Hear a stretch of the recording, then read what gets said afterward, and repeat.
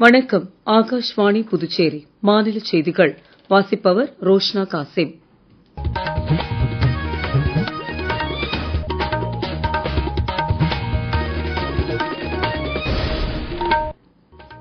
தலைப்புச் செய்திகள். பிரதமர் திரு நரேந்திர மோடி குவைத்தில் அந்நாட்டு பிரதமர் குவைத் அமீர் பட்டத்து இளவரசர் உள்ளிட்டோரை சந்தித்து இன்று இருதரப்பு பேச்சுவார்த்தைகளை மேற்கொள்கிறார். இளைஞர்கள் திறன் மேம்பாட்டு பயிற்சி பெற்று சுயதொழில் தொடங்க வேண்டும் என்று மத்திய உள்துறை அமைச்சர் திரு அமித்ஷா கேட்டுக் கொண்டுள்ளார். மத்திய அமைச்சகங்கள் மூலம் தேர்வு செய்யப்பட்ட 71,000க்கும் மேற்பட்ட பணி நியமன ஆணைகளை பிரதமர் திரு நரேந்திர மோடி நாளை வழங்க உள்ளார். புதுச்சேரியில் மக்கள் குறைதீர்ப்பு மற்றும் விழிப்புணர்வு நிகழ்ச்சி இன்று காலை பிள்ளையார்குப்பம் அரசு உயர்நிலைப் பள்ளியில் நடைபெற்றது. இனி விரிவான செய்திகள்.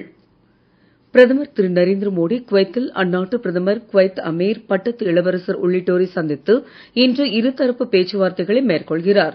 முன்னதாக திரு மோடிக்கு குவைத்தில் உள்ள பயான் அரண்மனையில் அணிவகுப்பு மரியாதையுடன் கூடிய பாரம்பரிய வரவேற்பு அளிக்கப்பட்டது. குவைத்தில் உள்ள ஜாபர் அல் அஹ்மத் சர்வதேச மைதானத்தில் நடைபெறும் 26வது அரேபிய வளைகுடா கோப்பை கால்பந்து போட்டி தொடக்க விழாவில் பிரதமர் திரு நரேந்திர மோடி தலைமை விருந்தினராக கலந்து கொண்டார். குவைத், ஈரான், ஏமன் உள்ளிட்ட 8 நாடுகள் பங்கேற்கும் 2 ஆண்டுகளுக்கு ஒருமுறை நடைபெறும் இந்த கால்பந்து போட்டி இப்பகுதியில் மிகவும் முக்கியத்துவம் வாய்ந்ததாகும். குவைத் நாட்டின் உயரிய விருதான ஆர்டர் ஆஃப் முபாரக் அல் கபீர் விருதை பிரதமர் திரு நரேந்திர மோடிக்கு குவைத் அரசு வழங்கி கௌரவித்துள்ளது. பிரதமர் திரு மோடிக்கு கிடைத்த 20வது சர்வதேச கௌரவம் இது என்று வெளியுறவு அமைச்சகம் தெரிவித்துள்ளது. ஆர்டர் ஆஃப் முபாரக் அல் கபீர் என்பது நட்பின் அடையாளமாக அரசு தலைவர்கள் மற்றும் வெளிநாட்டு அரச குடும்ப உறுப்பினர்களுக்கு வழங்கப்படும். இதற்கு முன் முன்னாள் அமெரிக்க அதிபர்கள் பில் கிளின்டன், ஜார்ஜ் புஷ் மற்றும் இங்கிலாந்து இளவரசர் சார்லஸ் உள்ளிட்ட வெளிநாட்டு தலைவர்களுக்கு இந்த விருது வழங்கப்பட்டுள்ளது என்பது குறிப்பிடத்தக்கது. அடுத்த ஆண்டு ஜனவரி மாதம் இந்தியாவில் நடைபெறவுள்ள வெளிநாடு வாழ் இந்தியர்கள் தின விழா, கும்பமேளா மற்றும் குடியரசு தின விழா கொண்டாட்டங்களில் பங்கேற்க வருமாறு குவைத் மக்களுக்கு பிரதமர் திரு நரேந்திர மோடி அழைப்பு விடுத்துள்ளார். 2 நாள் அரசுமுறை பயணமாக நேற்று குவைத் சென்றடைந்த பிரதமர் இந்திய வம்சாவளியினரிடையே உரையாற்றினார். இந்தியா திறன் மேம்பாட்டு திட்டங்களை உலகளாவிய தேவைகளுக்கு ஏற்ப மேம்படுத்தி வருவதாக தெரிவித்த பிரதமர், சுகாதாரத்துறை, மருத்துவப் பொருட்கள், தொழில்நுட்பம் உள்ளிட்ட துறைகளில் இருதரப்பு ஒத்துழைப்பிற்கான வாய்ப்புகள் பெருமளவு உள்ளதாக கூறினார். ஆற்றல், வர்த்தகம், முதலீடுகள் உள்ளிட்ட துறைகளில் விரிவடைந்துள்ள பரஸ்பர நட்பு மேலும் வலுப்படுத்தப்படும் என்றும், இருநாட்டு உறவுகளை மேம்படுத்துவதில் இந்திய வம்சாவளியினரின் பங்களிப்பு அளப்பரியது என்றும் திரு மோடி குறிப்பிட்டார். புதுடெல்லியில் நாளை நடைபெறவுள்ள கிறிஸ்துமஸ் பண்டிகை கொண்டாட்டங்களில் பிரதமர் திரு நரேந்திர மோடி பங்கேற்கிறார். இந்த நிகழ்ச்சியை இந்திய கத்தோலிக்க ஆயர் பேரவை நடத்துகிறது. நாட்டில் உள்ள கத்தோலிக்க திருச்சபையின் தலைமையகத்தில் நடைபெறும் இத்தகைய நிகழ்ச்சியில் பிரதமர் பங்கேற்பது இதுவே முதல் முறையாகும். இந்நிகழ்ச்சியில் கலந்து கொள்ளும் கிறிஸ்துவ சமுதாயத்தின் முக்கிய தலைவர்களுடன் பிரதமர் கலந்துரையாடுவார். இளைஞர்கள் திறன் மேம்பாட்டு பயிற்சி பெற்று சுயதொழில் தொடங்க வேண்டும் என்று மத்திய உள்துறை அமைச்சர் திரு அமித்ஷா கேட்டுக் கொண்டுள்ளார். திரிபுரா மாநிலம் தலாயில் பல்வேறு நிறைவு பெற்ற திட்டங்களை தொடங்கி வைத்தும் 668 கோடி ரூபாய் மதிப்பிலான 13 புதிய திட்டங்களுக்கு அடிக்கல் நாட்டியும் பேசிய அவர், கல்வியின் மூலம் இளைஞர்கள் வாழ்வின் மிக உயரிய இடத்தை எட்ட முடியும் என்றார். 3 நாள் பயணமாக அங்கு சென்றுள்ள அவர், அப்பகுதி மக்களுக்கு ஆயுஷ்மான் பாரத் சுகாதார அட்டைகள் விரைவில் வழங்கப்படும் என்றார். இன்று புதுடெல்லியில் நடைபெற்ற ஃபிட் இண்டியா இயக்கம் குறித்து செய்திக்குறிப்பு. புதுடில்லியில் fit India Sunday on cycle முன்முயற்சியின் முதலாவது நிகழ்ச்சியை மத்திய விளையாட்டுத்துறை அமைச்சர் டாக்டர் மன்சுக் மாண்டவியா தொடங்கி வைத்து பங்கேற்றார். இந்த இயக்கத்தில் நாட்டு மக்கள் அனைவரும் பங்கேற்று ஆரோக்கியத்துடன் திகழ வேண்டும் என்று தெரிவித்துள்ளார். புதுடெல்லி தியான்சந்த் தேசிய மைதானத்திலிருந்து ரெசினா ஹில்ஸ் வரை பங்கேற்ற அமைச்சர், பிரதமர் திரு நரேந்திர மோடியின் தொலைநோக்கு பார்வையை செயல்படுத்தும் வகையில் நடத்தப்படும் இந்த இயக்கமானது நாடு முழுவதும் 1100 இடங்களில் மேற்கொள்ளப்படுவதாக அவர் தெரிவித்தார். மேலும் உடற்பயிற்சி ஆரோக்கியத்தை பாதுகாக்க வகை செய்வதோடு மாசு கட்டுப்பாட்டிற்கான ஒரு தீர்வாகவும் இது விளங்குகிறது என்றும் திரு மாண்டவியா குறிப்பிட்டார். இந்நிகழ்ச்சியில் மத்திய ரிசர்வ் காவல் படையினர் மற்றும் இந்திய திபெத் எல்லை காவல் படையினருடன் இணைந்து சைக்கிள் பயணத்தை அமைச்சர் மேற்கொண்டார். உள்துறை அமைச்சகம், அஞ்சல் துறை, உயர்கல்வித்துறை, சுகாதார மற்றும் குடும்பநல அமைச்சகம் உள்ளிட்ட மத்திய அமைச்சகங்கள் மூலம் தேர்வு செய்யப்பட்ட 71,000க்கும் மேற்பட்ட பணி நியமன ஆணைகளை பிரதமர் திரு நரேந்திர மோடி நாளை காலை 10:30 மணிக்கு காணொலி வாயிலாக வழங்கி உரையாற்றவுள்ளார். நாடு முழுவதும் 45 இடங்களில் இந்நிகழ்ச்சி நடைபெறவுள்ளது.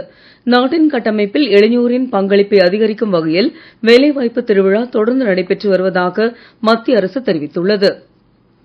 தேசிய கணித தினம் இன்று கொண்டாடப்படுகிறது. கணித மேதை ஸ்ரீனிவாச ராமானுஜரின் பிறந்த நாளை கௌரவிக்கும் விதமாக இத்தினம் கடைபிடிக்கப்படுகிறது. கணிதம் கண்டுபிடிப்புகளுக்கான ஒரு பாலம் என்பதே இவ்வாண்டுக்கான கருப்பொருள். ராமானுஜத்தின் கணித கண்டுபிடிப்புகள் இன்றளவும் பல்வேறு துறைகளில் பயன்படுத்தப்படுவது குறிப்பிடத்தக்கது. இந்திய நாட்டிய விழா மாமல்லபுரத்தில் இன்று தொடங்கி அடுத்த மாதம் 20ஆம் தேதி வரை நடைபெறுகிறது. இவ்விழாவில் கரகம், பொய்க்கால் குதிரை உள்ளிட்ட பல்வேறு நடன நிகழ்ச்சிகள் நடத்தப்படுகின்றன. ஒரு மாத காலம் நடைபெறும் இவ்விழாவில் ஏராளமான வெளிநாட்டு சுற்றுலா பயணிகள் பங்கேற்க உள்ளனர். நீங்கள் கேட்டுக்கொண்டிருப்பது மாநில செய்திகள். ஆகாஷ்வாணி செய்திகளை நேயர்கள் உடனுக்குடன் தெரிந்து கொள்ள எமது புதுச்சேரி மண்டல செய்திப் பிரிவின் சமூக ஊடகங்களான @airnews_புதுவை என்ற எக்ஸ் பக்கத்தையும், all India radio news Puducherry என்ற ஃபேஸ்புக் பக்கத்தையும், @RNU புதுச்சேரி என்ற யூடியூப் சேனலையும் அணுகலாம். எமது டெல்லி ஆகாஷ்வாணி செய்திப் பிரிவின் NST சமூக ஊடகங்களான @airnewsalerts என்ற எக்ஸ் பக்கத்தையும், ஆல் இண்டியா ரேடியோ நியூஸ் என்ற ஃபேஸ்புக் பக்கத்தையும், airnewsalerts என்ற இன்ஸ்டாகிராம் தளத்தையும், news on air official YouTube சேனலையும், நியூஸ் ஆன் ஏர் செயலி மற்றும் இணையதளத்தையும் அணுகலாம்.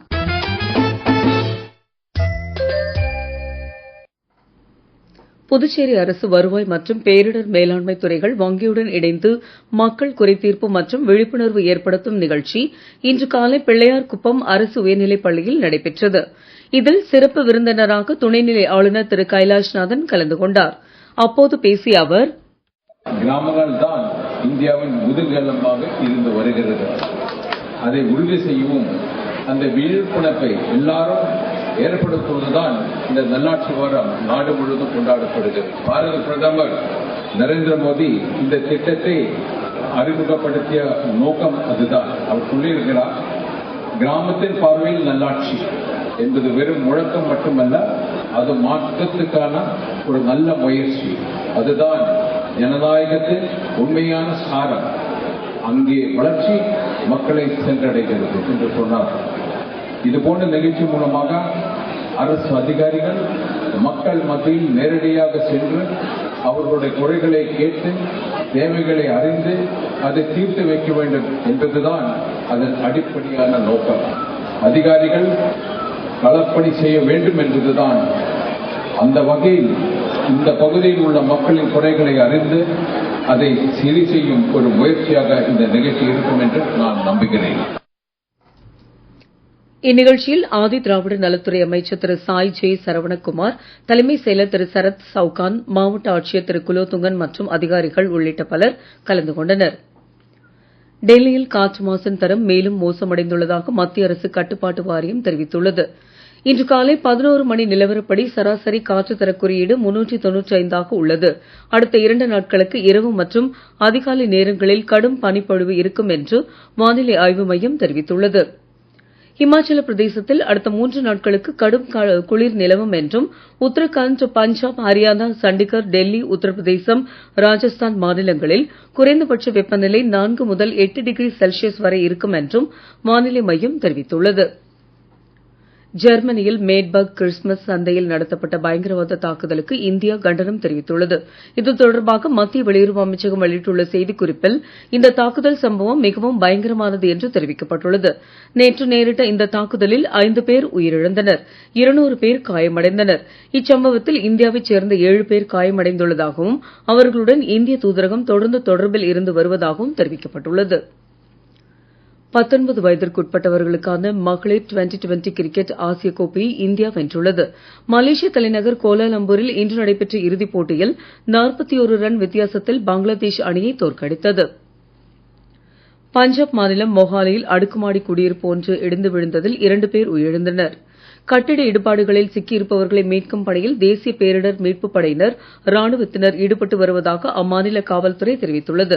மேலும் மீட்புப் பணிகள் தொடர்ந்து நடைபெற்று வருவதாகவும் தெரிவிக்கப்பட்டுள்ளது. மீண்டும் தலைப்புச் செய்திகள். பிரதமர் திரு நரேந்திர மோடி குவைத்தில் அந்நாட்டு பிரதமர், குவைத் அமீர், பட்டத்து இளவரசர் உள்ளிட்டோரை சந்தித்து இன்று இருதரப்பு பேச்சுவார்த்தைகளை மேற்கொள்கிறார். இளைஞர்கள் திறன் மேம்பாட்டு பயிற்சி பெற்று சுயதொழில் தொடங்க வேண்டும் என்று மத்திய உள்துறை அமைச்சர் திரு அமித்ஷா கேட்டுக் கொண்டுள்ளார். மத்திய அமைச்சகங்கள் மூலம் தேர்வு செய்யப்பட்ட 71,000க்கும் மேற்பட்ட பணி நியமன ஆணைகளை பிரதமர் திரு நரேந்திர மோடி நாளை வழங்க உள்ளார். புதுச்சேரியில் மக்கள் குறைதீர்ப்பு மற்றும் விழிப்புணர்வு நிகழ்ச்சி இன்று காலை பிள்ளையார்குப்பம் அரசு உயர்நிலைப் பள்ளியில் நடைபெற்றது. இத்துடன் இந்த செய்தியறிக்கை நிறைவு பெறுகிறது. வணக்கம்.